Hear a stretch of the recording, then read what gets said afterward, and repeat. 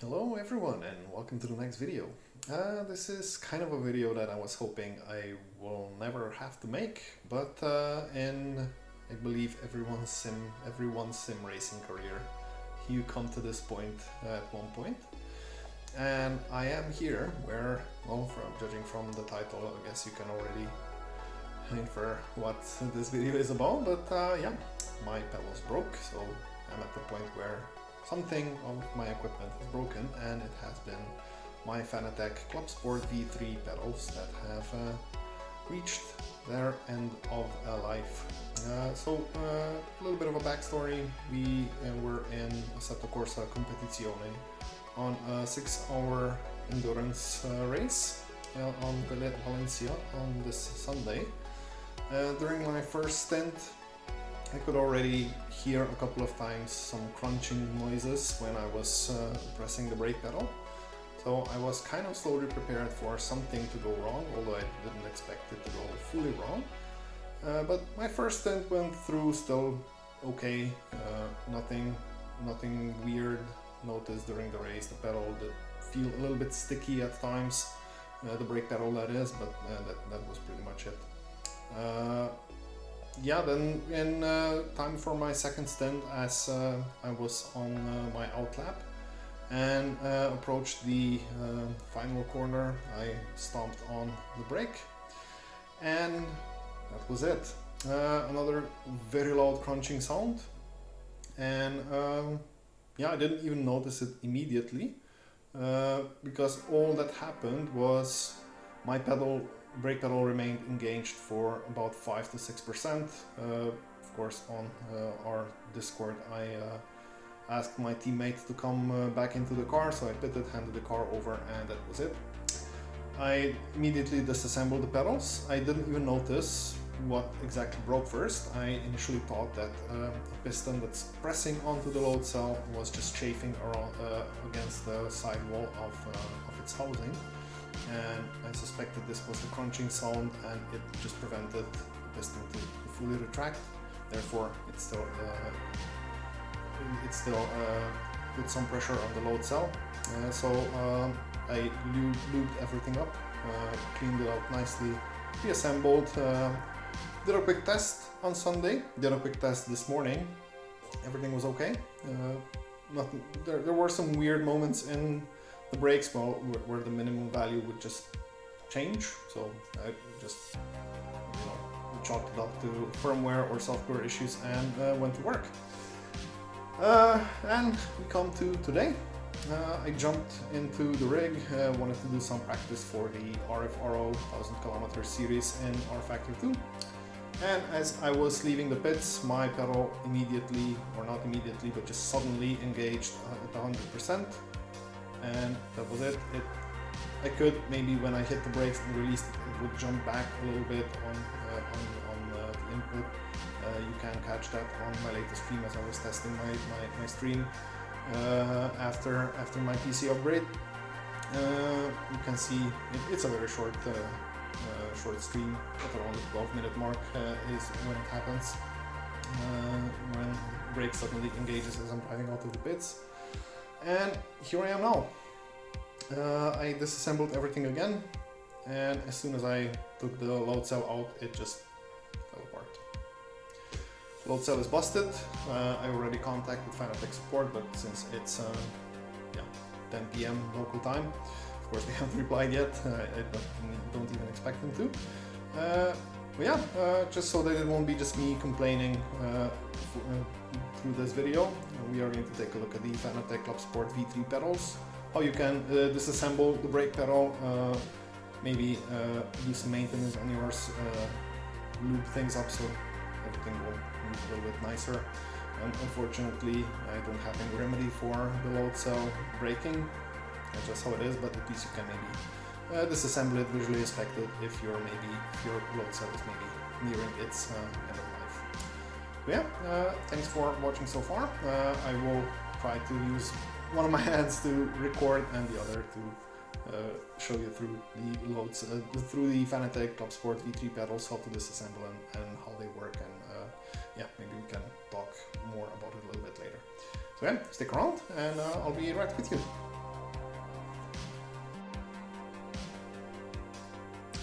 Alright, and here we have them, the Fanatec V3 pedals. As you can see, the brake pedal is already all the way down because I did already disassemble it. I did take out the elastomer springs and so on, so it's sorry, it's not elastomer. I forgot the name, doesn't matter. But I took them out, so it will be a little bit easier to disassemble while I'm also holding the camera and trying to talk you through it, but this would be the original or the correct position of the brake pedal when it's not depressed. Anyway, to start, well, to get into the pedals, as you know, you already have to remove this plate here where it's held in place by 3 screws. You have to do this anyway to set this aside, to even disconnect the USB cable here. Right, so now what I'm going to do is try and stand up and turn the pedals on their head. There we go. As you can also see, I disconnected the brake pedal from here, which it goes, it's connected here via an RJ12 connector. It's just a simple clip that you need to push down on, so push down, pull out, and that's it. The cable is guided through these clips here as well. You can just get the cable out of the way. So first things first, on the pedal we have to remove this guy here. To do so, you have a set screw in here. Hope it's visible.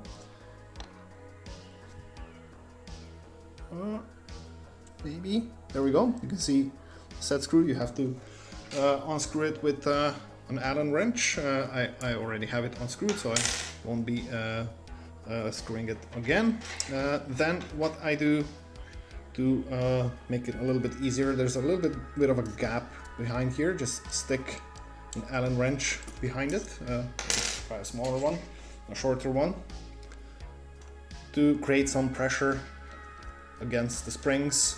Of course, I don't have them anymore in here, but if you do, just press one Allen key in here, just so that you create a little bit of pressure against the springs, so it will be a little bit easier to slide this this pin out. Now you can take again another Allen key or any metal and just try to push it through. Oh, actually harder than I thought it would be. There we go. You can see it's coming out on the other end. Just push through, and the other side you can, yep, just pull it out. My pedal just collapsed here because I don't have anything in here. Nothing is screwed in. These rubbers, sorry, I forgot the name. I've been trying to think of them through the whole time that I'm filming this, but I can't remember the name. These would be normally pushing this rod back up against the pedal, so it would be a little bit harder to take out. But yeah, even if you screw this guy all the way back in, let me just do this quickly. Oh, it's not held in place, but because I've already disassembled everything. Basically, you want to screw this guy all the way back in here, and then it's relatively easy to pull the whole rod out this way onto the back of the pedal, so not upward but downward. Only thing to remember is do disconnect this cable first, otherwise you can't snag it. There we go. So next things next. You will want to unscrew this completely out. I don't need to unscrew it because I already undid, or you can also do it the same way. Just loosen up these two nuts here. And what these do is basically they hold the piston in place. And if you unscrew these, you can just pull this whole assembly out, like so. As you see here, there are the grooves on both ends where these bolts, nuts, whatever, hold this piston in place, and they are also serving as kind of a sliding guide, so that the piston goes, can turn around and move in ways that it shouldn't.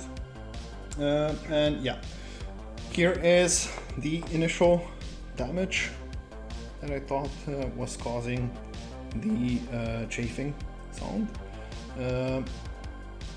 Unfortunately, as you have only these two screws that help guide the piston up and down, this means that the piston is kind of free to, you know, rock back and forth inside as you're pressing the pedal, and as it does, it starts scraping against the wall of the housing. And I initially thought that this was the problem, that scraping, but unfortunately that wasn't it. So anyway, we got that assembly out. Oh yeah, usually here inside you would have those spring thingies, rubbers, and yeah, I took them out because it's easier to work with the pedals while using only one hand. Yeah, so next thing what you want to do is lift them up and rest them on the housing like so. This won't go anywhere, it might rock a little bit, but it's safe, it won't fall. Then what you will see on the bottom hands here, you can still see one screw here, and in here you can see the cable from the load cell, and another screw was here and another one was here. I already took those out, and you don't need to remove this one, you just need to loosen it. And once you do this, you can just push the load cell out. I don't want it to fall apart because it's completely broken, but doing so with one arm it will. And here we go. The load cell is out, as you can see, broken. And yeah, this is kind of the load cell. So let's take a closer look at what actually failed here. And as you can see here, the fracture. Can you? Yes, you should be able to. You can see here, here's the fracture. And yeah, let's take this off. You can see it even clearer where it failed. And here is the other part, the cell being in here. So how this works is the silver or the aluminum piston here is pushing down on this plate, right, when you're pressing on the pedal, and this pedal then pushes down on here onto that load cell in here, and it measures the force with which you are pressing against here. I did a little bit of searching online. It's apparently very common. I'm not the first one that this has happened to. Yeah, and almost all of them have the breakage right here across. So maybe you will want to disassemble it, inspect yours. Maybe there's a hairline fracture in here, especially if your warranty is coming to an end. You might want to do that. If your pedal is ever acting up strangely a little bit, maybe it's you know, incurring some brake force when you're not pressing the pedal or something.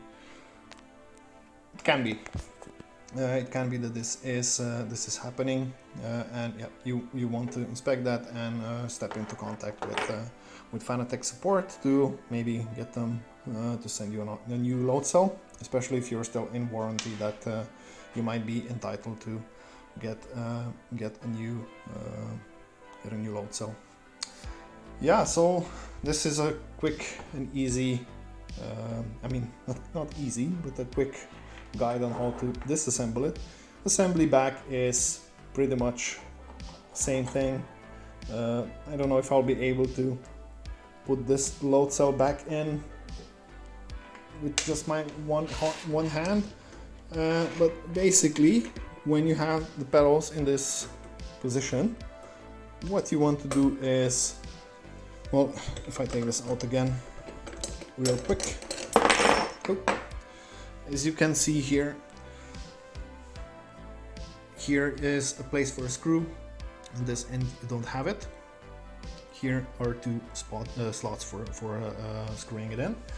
And if you look at the load cell, you can see that you have screw, screw, screw, cable. So here is where the cable needs to end up. Let's fix the load cell back up. I know this is very fiddly, or a very fiddly video, because yeah, it's a little bit hard to record and hold everything in place with one hand. But yeah, it should sit in like this. Screw back the 3 screws here. Here is the cable where you have no screw slot. And then just rotate it back, set it down, and there we go. Next, what you want to do is slide the piston in. There we go. Fasten these 2 bolts. Maybe I will fasten just one, if I'll be able to, using one arm.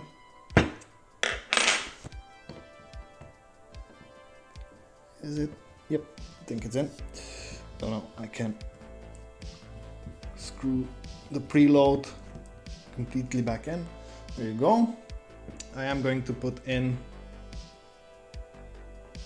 2 of the rubbers, you know, just so it's not nothing. There you go. Put back the hammer thingy, and or actually let's put this boy here as well.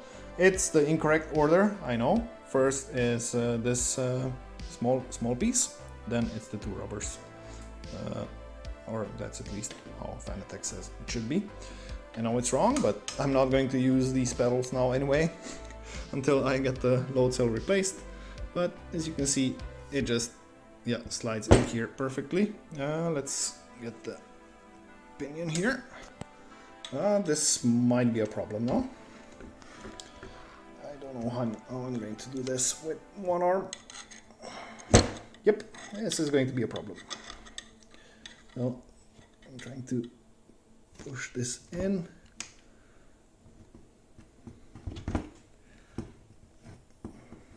Yep, proper problem to do with one arm only. Okay, just a moment. There we go. I did have to stop the recording and use both of my arms again. If you're having difficulties, use like a short Allen wrench. Just stuff it in behind here. As you can see, here is a small gap between that rock and the pedal arm. You can just slide it in there, and it will push that rock back into position a little bit, so you can slide that pinion in real nice. Final thing, tighten down the set screw, and then you can again readjust your preload to how you had it before. And there you have it. That's how you disassemble and reassemble the Fanatec ClubSport V3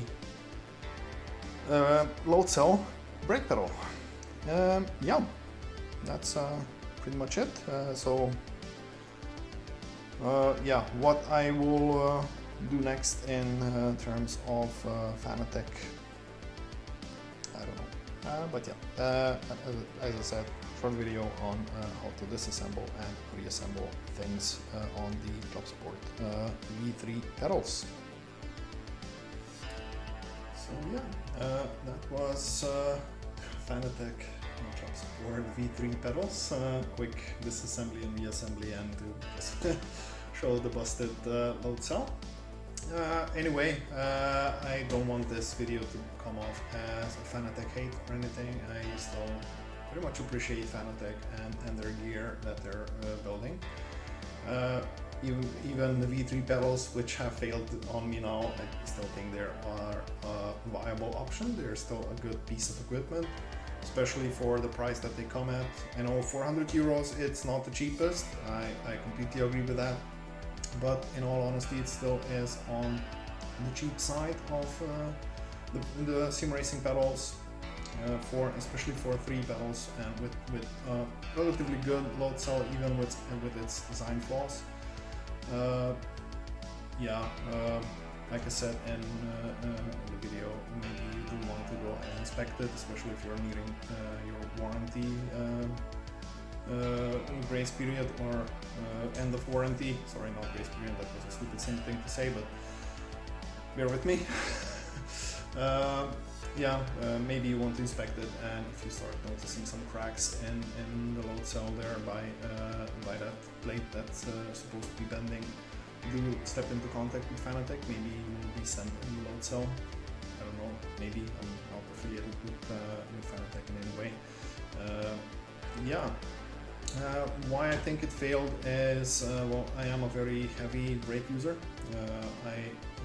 Especially in ACC or where you kind of drive by just stomping the pedal always on 100% and just letting the ABS deal with everything. And like I said, I am a very heavy brake user. I tend to kick the brake very heavily, and it just gave its life out. If you're a lighter brake user or are playing other games where you need to kind of modulate the brake, not always be at 100%, yours might last a little bit longer. I certainly hope so. Mine pedals are, I got them February 2022, I believe. So a year and 6 months, 7 months, about. And yep, they gave out. What can I do?